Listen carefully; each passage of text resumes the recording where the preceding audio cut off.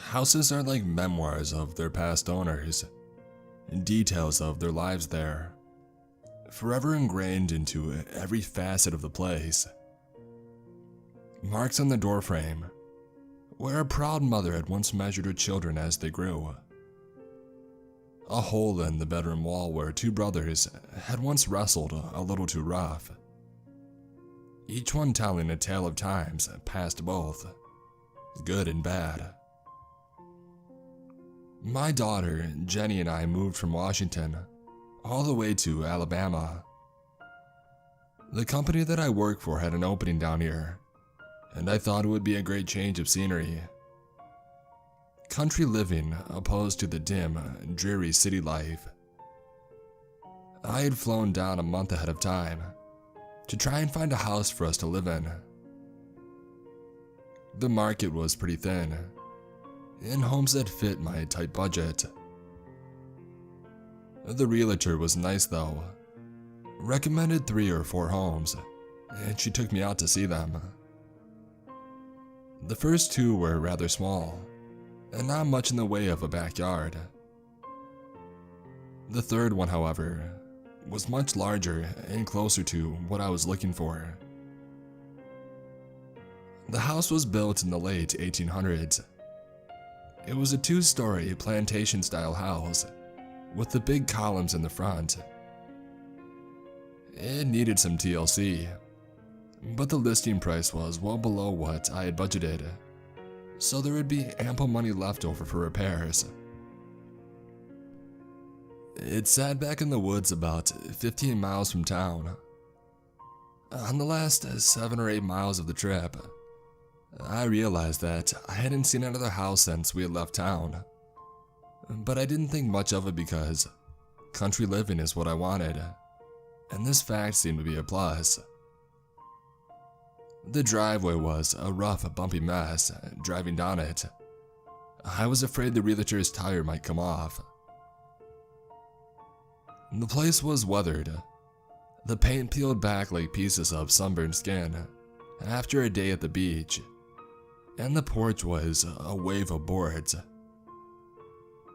I think the thing that got my attention the most was the big front door. It was painted black, and like the focal point in a painting, it demanded your eye's attention. In the midst of great windows, peeling paint and chipped columns, the door stood virtually unmarred. It almost seemed out of place compared to the rest of the house's exterior. The interior of the house was exactly how you would expect an old house to be, outdated. The bedrooms were spacious, each one having a small fireplace, hardwood floors in every room, and a god-awful paint job, with missing pieces of trim. The offer I made was super low, almost less than half my budget, but to my surprise, the owners accepted. I signed the paperwork at the realtor's office without ever meeting the owners. The realtor told me that they had moved to Florida and just faxed their parts back. And so after flying back to Washington and waiting the 30 days needed to close the deal, I was a proud new homeowner. Jenny and I packed up all of our things and drove the entire way down. I really don't want to move. This sucks. I know, baby, but we need to do this to make a better life for ourselves. Who can we count on? Nobody but you and me, Jenny bellowed. That's right. We arrived at the house on a Sunday afternoon, and the clouds were gray and thick, threatening to douse us in their tears as we bounced around on the driveway. Home sweet home, I said in a cheery voice. This place looks creepy and old, Jenny moaned back. Oh, it's not that bad. A little elbow grease and a few buckets of paint and it'll be good as new. Jenny didn't look too convinced, but in her 6-year-old mind, I'm sure the place did look like a spooky, haunted mansion. And this place was home now, and I was sure that she would grow to love it. It took the movers that I had hired around 4 hours to unload all of the furniture and boxes. Once they had left, I decided to start trying to make us something for dinner. Of course, all we had at that time was sandwich stuff and a bag of chips. None of our food had come with us on the trip. "Jenny, time to eat," I yelled up the stairs. Jenny had been in the room that she had picked out, sitting on the floor coloring. Nothing occupies a 6-year-old like crayons and paper when you need them out of the way for a little bit. She sauntered down the stairs, holding a piece of paper. "Look, I drew you a picture of the new house," she said, leaping over the last step, landing with a thud. The picture was of a gray house surrounded by stick figures. Little red dots were scattered all around them, and in the center was a large black door. And standing on the porch was a man wearing a big top hat. The picture kind of unnerved me. I didn't actually know why though, and so I just walked over to the refrigerator and I placed a magnet on it. "There we go. Your first picture on the fridge in our new house." Jenny's face lit up. It was always a big thing to her to have her artwork displayed on the refrigerator door. The next few days were filled with unpacking, occasionally interrupted by me jotting down notes of things that needed to be repaired. Jenny typically stayed in her room, playing and coloring. She brought me several more pictures over the week. Each one was almost the same, but each new drawing had 1 or 2 fewer stick figures than it had the last. It seemed odd, but I didn't want to discourage her hobby.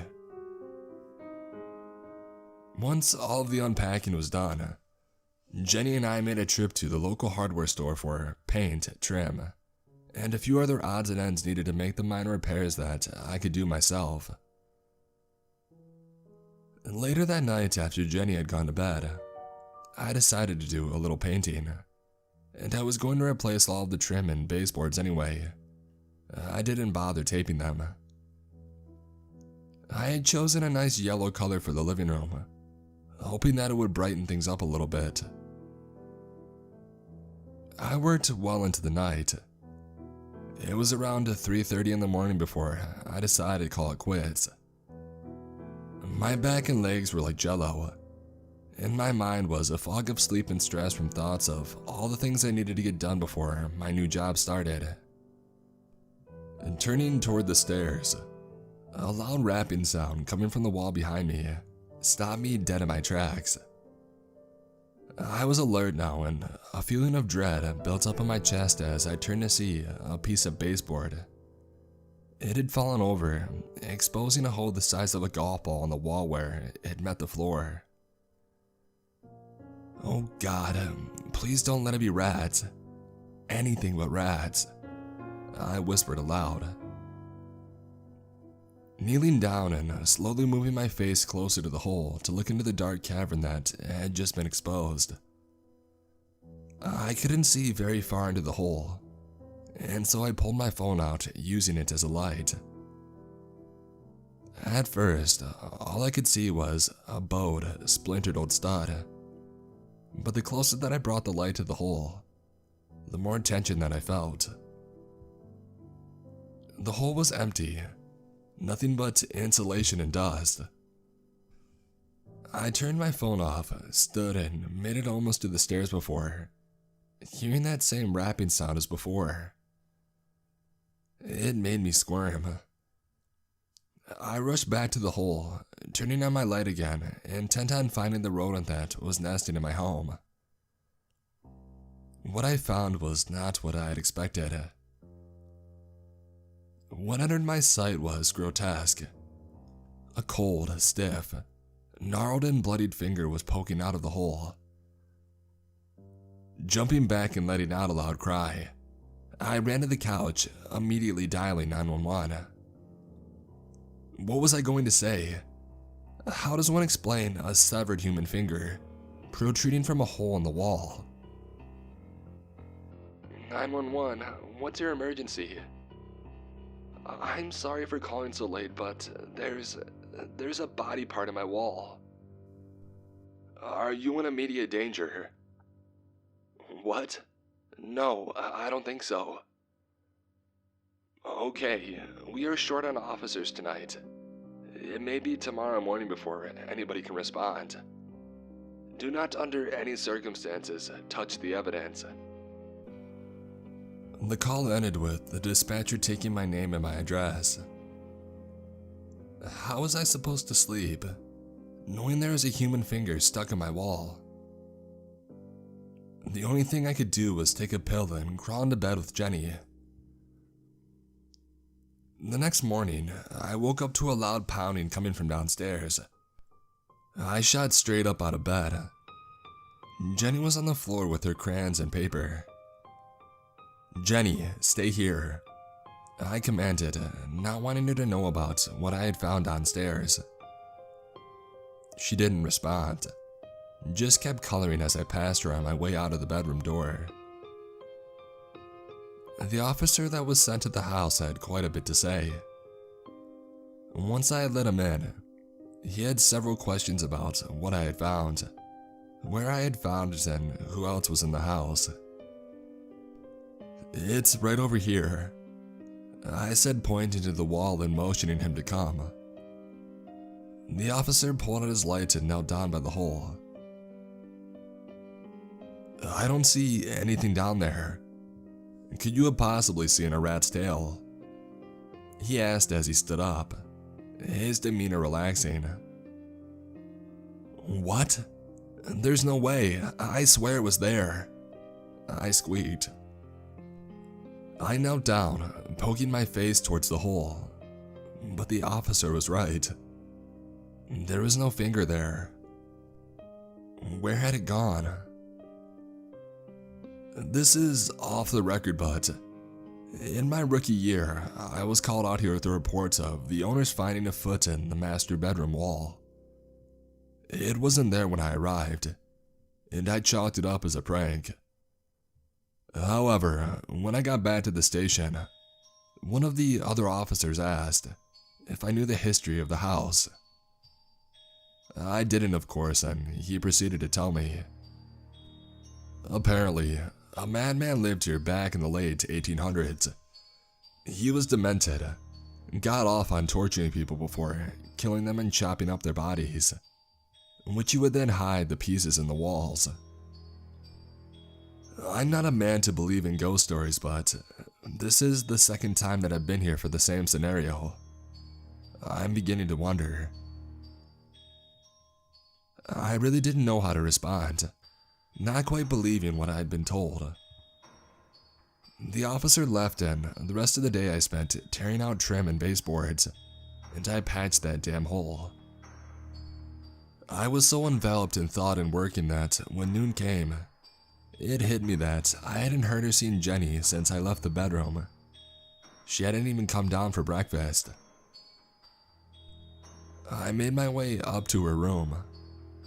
She was still on the floor coloring, but now there were at least 20 pictures of the house and people. Each one was different. Some of the new ones had legs and arms in the place of where people had been in the first pictures. What are you doing, sweetheart? I asked, trying to hide the concern in my voice. She just shrugged and kept drawing. Jenny, what are you doing? I barked, snatching the crayon from her hand, scattering the papers around. Why do you keep drawing this? She stared at me with a lifeless look, before turning to the wall and raising her arm, finger extended. They keep telling me to. I never should have bought this house. This house doesn't feel welcoming anymore. Jenny's drawings have gotten far more graphic. The stick figures all have frowns, all of them except the man in the top hat. He is frequently depicted holding a knife, with a huge red smile on his face. Disturbing would be a massive understatement at how it makes me feel. I have tried on multiple occasions to reason with her. Jenny, dear, there is nothing else in this house besides us, I would say half-heartedly. I'm not sure that I even believed it, but I had to at least convince her. She was becoming more and more reserved. Trying to get her to stop coloring, to go outside, or to do just about anything else was impossible. She would fight back, scratching and screaming anytime I tried to haul her out of the house. This is not Jenny. She would never act like this, and I'm worried beyond belief.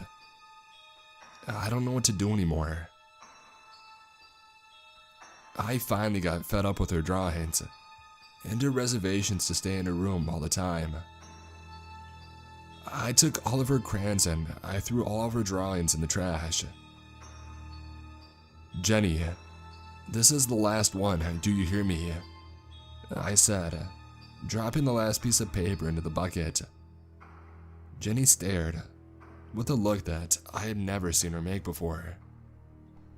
It felt like her eyes were burning a hole right through me, and the rage inside of her was being poured out in waves.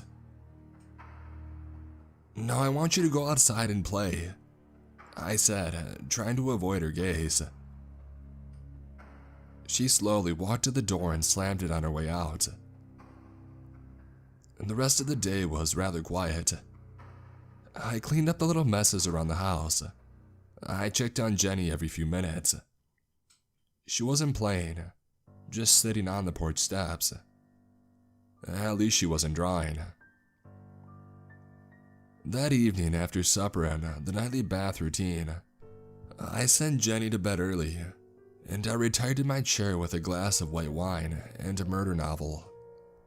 I was really into the book. My nerves were already tense from the suspense of the writing, when a loud thud came from upstairs, nearly making me jump out of my chair, spilling my wine. Climbing the stairs to investigate the noise, the sound of short whispers caught my ears. I wasn't able to make out the words, but it sounded like two different voices. I ran up the stairs 2 by 2 until I reached the top landing.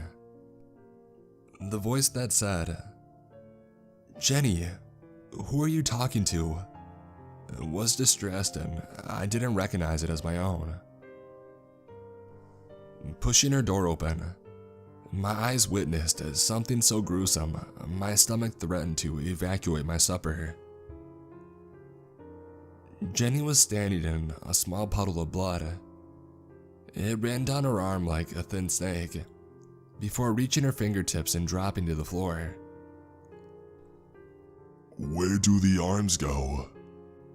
came a low voice, seeming to emanate from Jenny. "On the stumps, of course, silly Billy." This I recognized as Jenny's voice.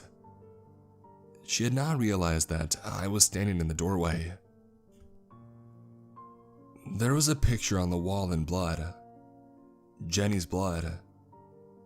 It was a torso, with a head that had axes for eyes and no arms or legs attached. The legs were drawn apart from the rest of the body. Gasping in awe, I managed to say, "Jenny, what is the matter with you? Why have you done this?" Jenny never turned to face me, dipping her fingers into the cut on her left arm. The voice that came out was not hers. It was low and guttural, like an elderly man. "Can't you see?" A deep rasp came before she continued. "The arms and legs have been removed, and he's dead." Still not processing what was happening, I rushed to Jenny, grabbing her arm, spinning her towards me. The face that I saw was not Jenny's. Old and wrinkled, deep black eyes stared back at me. Would you like to know what makes your heart tick? I could hear every beat of my heart, like a boxer hitting a bag. Who are you? I asked, trembling and trying to hold back the waterfall that threatened to escape my eyes. Jenny turned back to the wall, dipping her finger in the blood once more before the sharp voice replied. He used to be Turner. That was before I came to this house. Before my life was snuffed out like all the others. Others? Yeah, all of the others that occupy this damn place. We all have one thing in common. The voice replied, not explaining what it meant. A second later, Jenny spun around towards me. What's going on? Jenny's voice came in a flood of confusion as she turned around towards me. Her face looked like it was about to fall apart with terror. I cleaned her up and the two of us camped out on my bed, watching her favorite cartoon on Netflix until she finally went to sleep. I, however, could not sleep. My nerves were too on edge. I slowly shimmied out of my bed, so as not to wake her, before heading down the hall back to her room. The blood needed to be cleaned off the walls and floor, and I did not want her to see this in the morning. Looking around the room for a towel or a blanket that I could use to blot up the puddle on the floor, another gnarled finger caught my eye. It was a black finger this time, with a long nail on the tip, and it was poking out of a small gap in the wooden floor. Slowly, kneeling down, grabbing a hold of the cold finger, I pulled, and as the finger started to come up, so did a small plank on the flooring. Throwing the finger down, I reached my own into the space where the plank had been. Pulling on the next one, not needing much force to remove it, my eyes caught sight of what looked to be paper under the floor. Hurriedly, I removed 3 more planks, exposing a small compartment. Peering down into the new hole, I removed the object that had caught my eye, or rather, objects. There were 7 different papers, with what I assumed was a leather band holding them together. I was wrong. As I turned the stack over, it hit me. These were not papers made from trees, but flesh, and on them were all paintings, vivid paintings of men and women, each lying on a table, in what I recognized as the very room that I was kneeling in. Some had limbs missing, with bloody stumps in their places. Some had intestines hanging from their bodies, touching the floor. Each one had that same panic-stricken look plastered to their faces. I threw the pages down in disgust, wiping my hands across the front of my shirt as if it would somehow remove the filth that I felt from touching these obscene pictures. These were painted scenes, clearly done by a madman. "You found them, I see," came a voice from the doorway.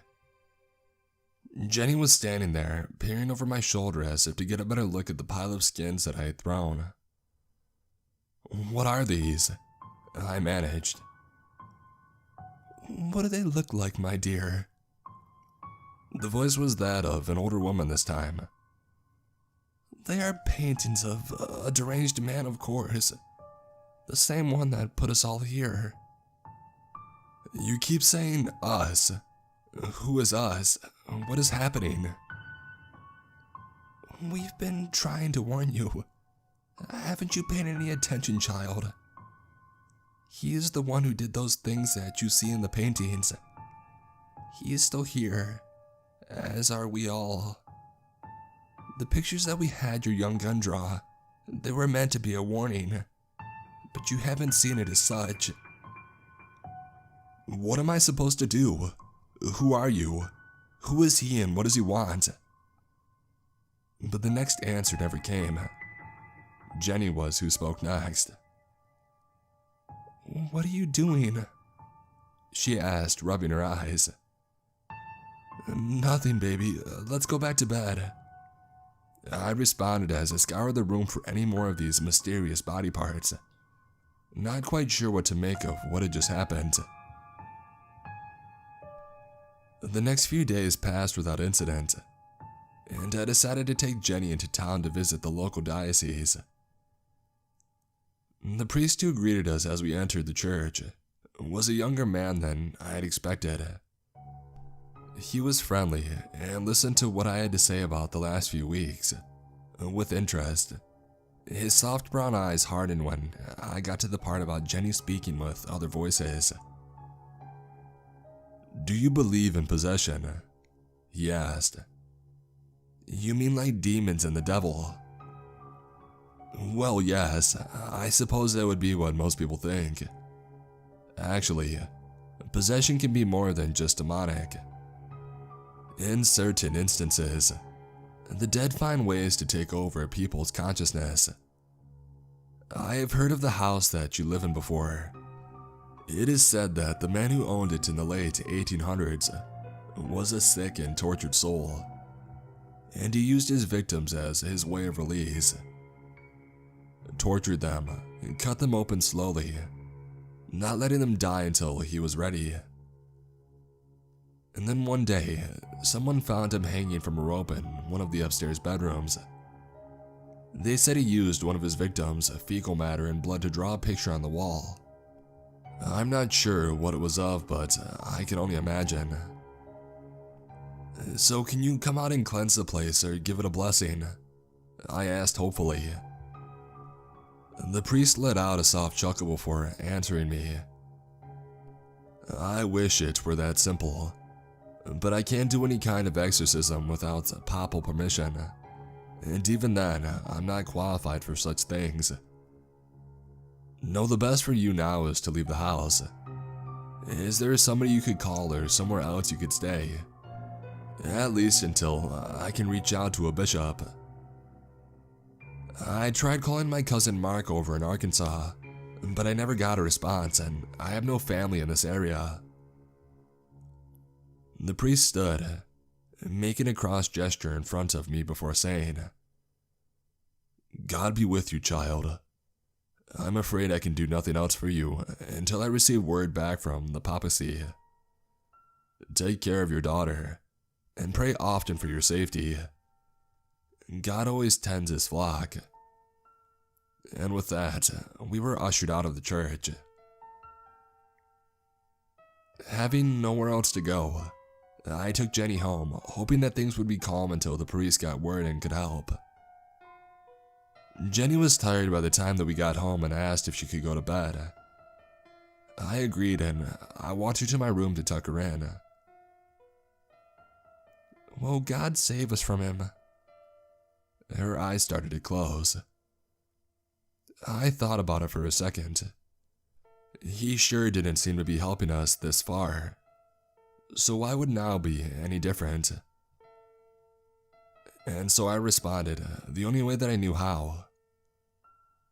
Who can we count on? Just you and me, came her slow response before she drifted off to sleep. That's right, I whispered, kissing her head. I don't think that I really believed it, but it was all that we had to hang on to. After I left the room, I managed to get Jenny's room cleaned. I took the disgusting skin paintings to the trash can outside. Once I had finished that, I decided that I should also get some sleep. I climbed the stairs, running what the priest had said over and over in my mind. Actually, possession can be more than just demonic. In certain instances, the dead find ways to take over people's consciousness. I opened the bedroom door seeing Jenny's small form balled up under the covers. And as I laid down next to her, one final thought flooded my consciousness. Like water overruns a dam when the floodgates have been opened. The words that the old woman's voice had spoken through my daughter. He is still here, as are we all.